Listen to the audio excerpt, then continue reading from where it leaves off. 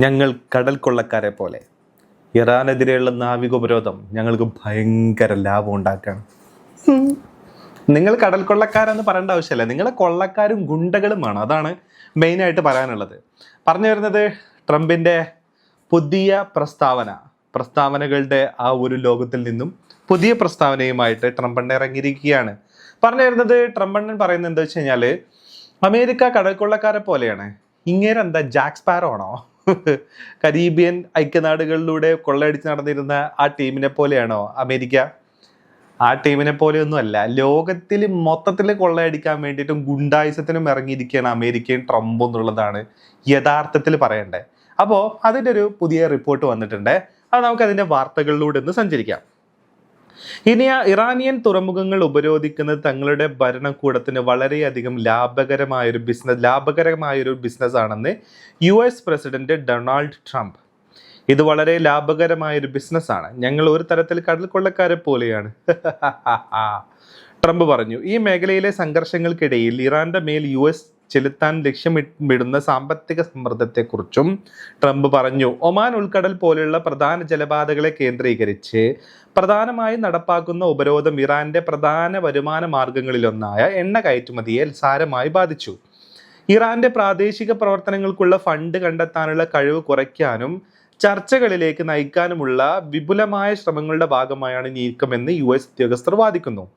USഉം ഇറാനും തമ്മിലുള്ള പ്രതിസന്ധി പരിഹരിക്കാനുള്ള നയതന്ത്രപരമായ ശ്രമങ്ങൾ വിജയം കാണാത്ത സമയത്താണ് ഉപരോധം വരുന്നത്. ഇത്തരത്തിലുള്ള സമ്മർദ്ദം ചെലുത്താൻ അത്യാവശ്യമാണെന്ന് US ആവർത്തിച്ച് പറയുമ്പോൾ ഈ നിയന്ത്രണങ്ങളെ ഇറാൻ നിയമവിരുദ്ധമാണെന്ന് അപലപിക്കുകയും ഹോർമൂസ് എന്ന തന്ത്രപ്രധാനമായ പാതയിൽ പിടിമുറുക്കുകയും ചെയ്തിട്ടുണ്ട്. അതേസമയം ഉപരോധം കാരണം ഇറാന് എണ്ണ വരുമാനത്തിൽ ഏകദേശം $5 ബില്യൺ നഷ്ടം സംഭവിച്ചതായി US പ്രതിരോധ വകുപ്പ് കണക്കാക്കുന്നു. ഏപ്രിൽ 13 ആരംഭിച്ച ഈ ഉപരോധം പാകിസ്ഥാനിലെ ഇസ്ലാമാബാദിൽ നടന്ന സമാധാന ചർച്ചകൾക്ക് ഫലം കാണാൻ കഴിയാത്തതിനാൽ സംഘർഷം അവസാനിപ്പിക്കാനുള്ള പ്രധാന ശ്രമമായി സ്ഥാനം പിടിച്ചിരിക്കുന്നു. എണ്ണയോ നിരോധിത വസ്തുക്കളോ വഹിക്കുന്നതായി സംശയിക്കുന്ന 40ഓളം കപ്പലുകൾ ഈ ഓപ്പറേഷൻ ആരംഭിച്ചതിന് ശേഷം വഴി തിരിച്ചു വിട്ടിട്ടുണ്ടെന്ന് പെന്റഗൺ ഉദ്യോഗസ്ഥരെ ഉദ്ധരിച്ച് ആക്സിയോസ് റിപ്പോർട്ട് ചെയ്തു. ഏകദേശം 55 ദശലക്ഷം ബാരൽ ഇറാനിയൻ ക്രൂഡ് എണ്ണ വഹിക്കുന്ന 31 ടാങ്കറുകൾ ഉൾക്കടലിൽ കുടുങ്ങിക്കിടക്കുകയാണ്. ഇത് ഏകദേശം $4.8 ബില്യൺ വിലമതിക്കുന്നതെന്ന് ഉദ്യോഗസ്ഥർ പറയുന്നു. കൂടാതെ 2 കപ്പലുകൾ US സേന പിടിച്ചെടുത്തു. കരയിലെ സംഭരണശേഷി നിറയുന്നതിനാൽ ഇറാൻ പഴയ ടാങ്കറുകളെ ഫ്ലോട്ടിംഗ് സ്റ്റോറേജ് യൂണിറ്റുകളായി ഉപയോഗിക്കുന്നതായി റിപ്പോർട്ടുകളുണ്ട്. അതായത് ട്രംപണ്ണൻ പറഞ്ഞിരിക്കുന്നത് ഇത് ഭയങ്കര ലാഭകരമായിട്ടുള്ള പരിപാടിയാണെന്നാണ്. സത്യത്തിലുണ്ടല്ലോ, ഇവർക്കിത് ശരിക്കും നല്ല ലാഭകരമായിട്ടുള്ള പരിപാടി തന്നെയാണ്. ഇവർ ഈ പരിപാടി ഇറങ്ങി തിരിച്ചിരിക്കുന്നത് ഇന്നോ ഇന്നലെയോ ഒന്നും അല്ല. അതായത് നമുക്കറിയാലോ, ഇവര് ഹോർമൂസിൽ ഇറാന്റെ ബ്ലോക്കേഡ് ഉണ്ട്, അത് ശരിയാണ്. അതിന്റെ പുറത്ത് എന്തുണ്ട്? അമേരിക്കയുടെ ബ്ലോക്കേഡും ഉണ്ട്. നമ്മൾ വിചാരിക്കുന്നത് ഈ ഹോർമൂസിന്റെ പുറത്ത് മാത്രമാണോ അമേരിക്കൻ കപ്പലുകൾ ഉള്ളതെന്നാ? അല്ല, ഇന്റർനാഷണൽ വാട്ടേഴ്സിൽ ഇവരുടെ സ്ഥിര സാന്നിധ്യം എല്ലായിടത്തും ഉണ്ട്.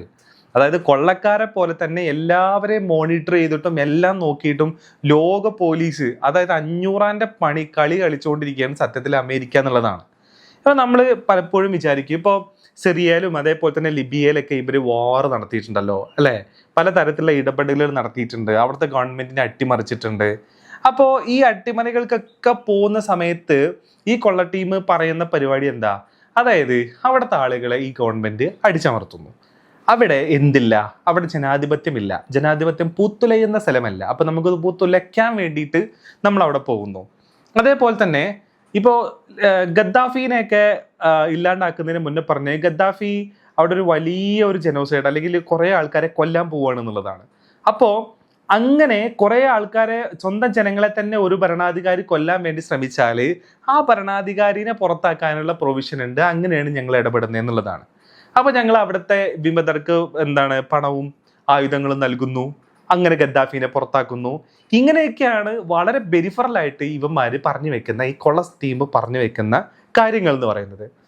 എന്നാൽ കാര്യങ്ങളുടെ യഥാർത്ഥ കടപ്പുവശം അങ്ങനെയാണോ എന്ന് ചോദിച്ചു കഴിഞ്ഞാൽ ഇതിനൊക്കെ പെരിഫറലായിട്ട് കുറച്ച് കാര്യങ്ങളുണ്ട്. പക്ഷേ ഇവരുടെ സാമ്പത്തിക താല്പര്യങ്ങൾ തന്നെയാണ് ഇതിൻ്റെ ഉള്ളിൽ അന്തർലീനമായിട്ട് കിടക്കുന്നത് എന്നുള്ളതാണ്.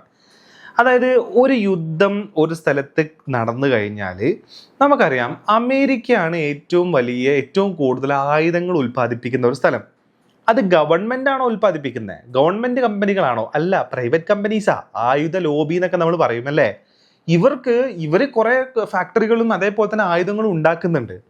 ഇതാരും വാങ്ങുന്നില്ല. ഇത് എവിടെയെങ്കിലുമൊക്കെ കൊണ്ടുപോയി ഉപയോഗിച്ചാലല്ലേ ഇതിന് കൂടുതൽ ഉപയോഗം വരത്തുള്ളൂ.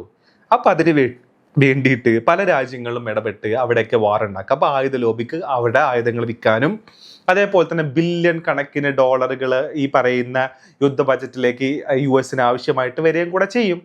അപ്പൊ ആ പൈസയിൽ നിന്ന് എന്തുണ്ടാക്കും? ഈ പറയുന്ന ആയുധ ലോബി കുറച്ച് കാശുണ്ടാക്കും അതിന്ന്. ഇനി അടുത്ത പരിപാടി എന്താണെന്നറിയോ? ഇതാണ് നമ്മൾ ആരും അങ്ങനെ അധികം അഡ്രസ്സ് ചെയ്യാതെ നോക്കാണ്ട് പോകുന്നൊരു പരിപാടിയാണത്.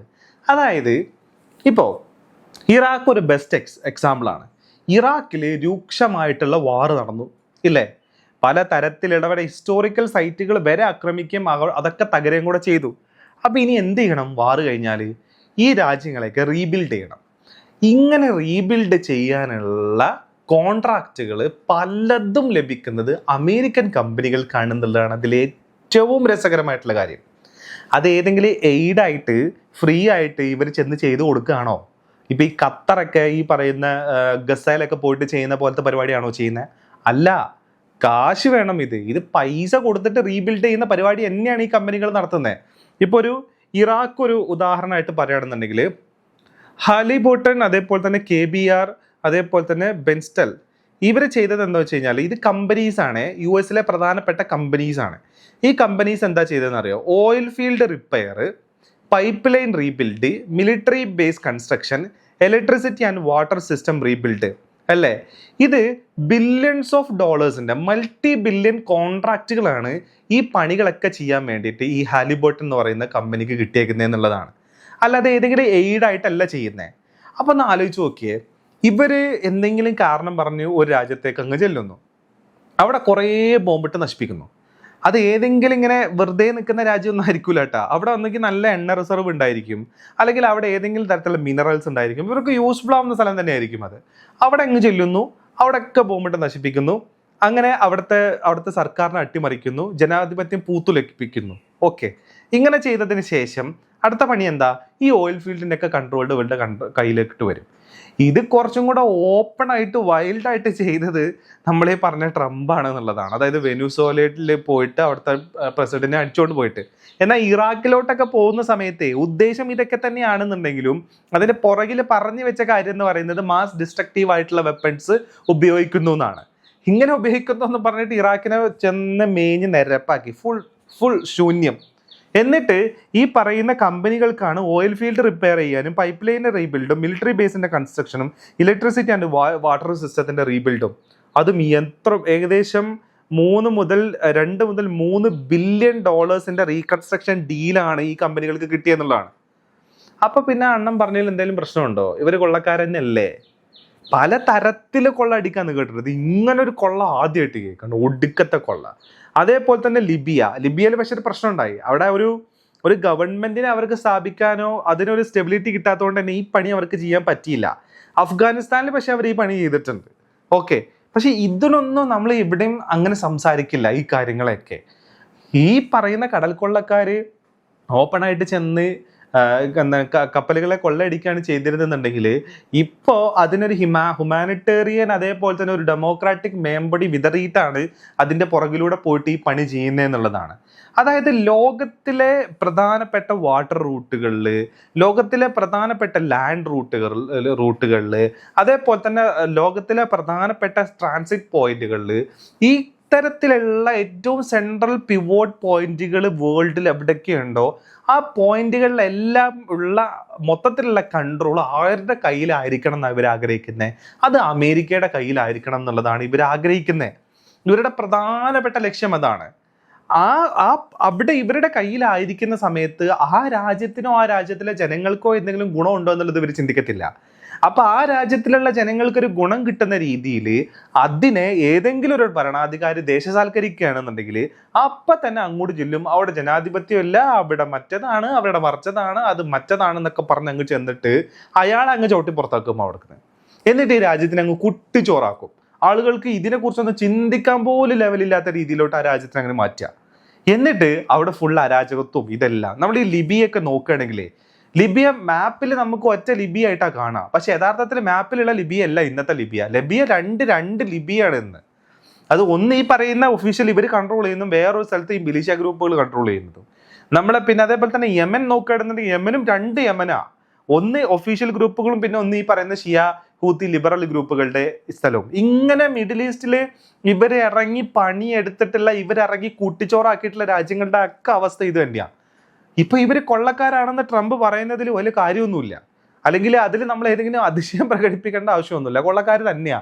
ഇവർക്ക് വേണ്ടത് ഇവർക്ക് ഇഷ്ടമുള്ള രീതിയിൽ ഇവർ പറയുമ്പോൾ ആടുകയും പാടുകയും ചെയ്യുന്ന തരത്തിലുള്ള ആൾക്കാരെ കൊണ്ട് നിർത്തണം.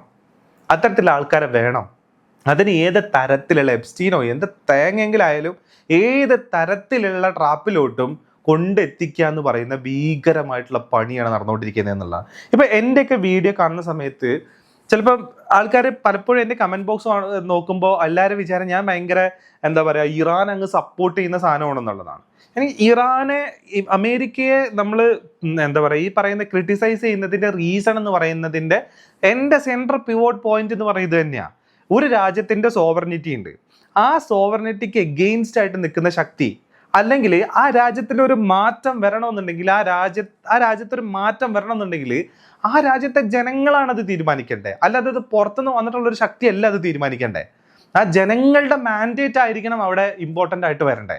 അല്ലാതെ ഇവര് പ്രൊപ്പഗേറ്റ് ചെയ്യുന്ന ഏതെങ്കിലും പ്രൊപ്പഗണ്ട മെറ്റീരിയലും കൊണ്ട് വന്ന് അതങ്ങ് അടിച്ചേൽപ്പിച്ച് ചെയ്യുന്ന പണിയല്ല ചെയ്യുന്നത്. ഇവരാരാണ് വേറൊരു രാജ്യത്തിന്റെ കാര്യത്തിൽ ഇടപെടാൻ? നമ്മുടെ ആഭ്യന്തര കാര്യങ്ങളിൽ ഇടപെടാൻ ഇവരാരാ? നമുക്ക് ഇത്ര അധികം ടാക്സ് അടിച്ചു തരാനുള്ള ഇത് എന്താണ് പവർ ഇവർക്ക് എവിടുന്ന കിട്ടിയേ? നമ്മളോട് റഷ്യന്ന് ഓയിൽ വാങ്ങണ്ട എന്ന് പറയാൻ ഇവരാരാ? നമ്മളോട് എണ്ണ വാങ്ങണ്ട എന്ന് പറയാൻ ഇവരാരാണ്? അപ്പൊ ഈ തരത്തിലുള്ള ക്വസ്റ്റ്യൻ, ഈ തരത്തിലുള്ള ഗുണ്ടായിസം പരിപാടി നടത്തുന്നതുകൊണ്ടാണ് അമേരിക്കനെ ലോകത്തിലുള്ള മനുഷ്യരെല്ലാവരും തന്നെ ക്രിട്ടിസൈസ് ചെയ്യുന്നത്. അല്ലെങ്കിൽ ഇറാൻ ലോകത്തിന് ഒരു മാതൃക കാണിച്ചു കൊടുത്തു എന്നുള്ളതാണ്. അതായത് ഈ പറയുന്ന തോക്കും ബോംബും സാധനങ്ങളൊക്കെ ആയിട്ട് വരുന്ന സമയത്ത് മുട്ട് പറക്കേണ്ട ആവശ്യമില്ല. ഇവർ കാണാത്ത രീതിയിലുള്ള കാഴ്ചകൾ കാണുകയും അതിനെ വേറെ ഇവർക്ക് തൊടാൻ പറ്റാത്ത രീതിയിലേക്കുള്ള വാർഫെയറിലോട്ട് ഇതിനെ കൺവേർട്ട് ചെയ്യുകയും ചെയ്തു കഴിഞ്ഞാൽ ഏത് ശക്തിനെ നിലക്ക് നിർത്താൻ പറ്റും എന്നുള്ള ലോകത്തിന് കാണിച്ചു കൊടുക്കുകയാണ് സത്യത്തിൽ ഇറാൻ ചെയ്തെന്നുള്ളതാണ്. അപ്പോൾ ഇപ്പൊ ഈ ട്രംപ് ഈ പറഞ്ഞ സാധനം, അതായത് ഞങ്ങൾ എന്താ പറയാ കൊള്ളക്കാരെ പോലെയാണ് ഞങ്ങൾക്ക് ഇതിന്ന് ലാഭം കിട്ടിയത്. ഒരു ലാഭവും കിട്ടിയിട്ടില്ല. നഷ്ടത്തിന്റെ പടുകുഴിയിലാണ് സത്യം പറഞ്ഞാൽ ഇറാൻ അമേരിക്ക വാർ എന്ന് പറയുന്നത്. USS എബ്രഹാം ലിങ്കൻ അതിൽ ഈ പറയുന്ന മിസൈല് വീണു. അതേപോലെ തന്നെ ജെറാൾഡിനെ തിരിച്ചു വിളിച്ചു. അവർക്ക് ഫുഡ് കൊടുക്കാൻ അവർക്ക് റേഷൻ ഏർപ്പെടുത്തേണ്ടി വന്നു. അതേപോലെ തന്നെ ബില്യൺ കണക്കിന് ഡോളറുകൾ ഇനിയും ആവശ്യമാണ് ഈ ഒരു യുദ്ധം നടത്തണം എന്നുണ്ടെങ്കിൽ. 34% ഇവരുടെ ആർട്ടിലറിയിൽ കുറവ് സംഭവിച്ചു. അതേപോലെ തന്നെ മിഡിൽ ഈസ്റ്റിലുള്ള ഇവരുടെ എല്ലാ ബേസുകളും തകർന്നു. അതേപോലെ തന്നെ ഈ ഇറാനിൽ ഇവർ രഹസ്യമായിട്ട് നിർമ്മിച്ചിരുന്ന അവരുടെ റൺവേകൾ കണ്ടെത്തി. ഈ തരത്തിലെല്ലാം നാശങ്ങളും ഈ തരത്തിലെല്ലാം നഷ്ടങ്ങളുമാണ്.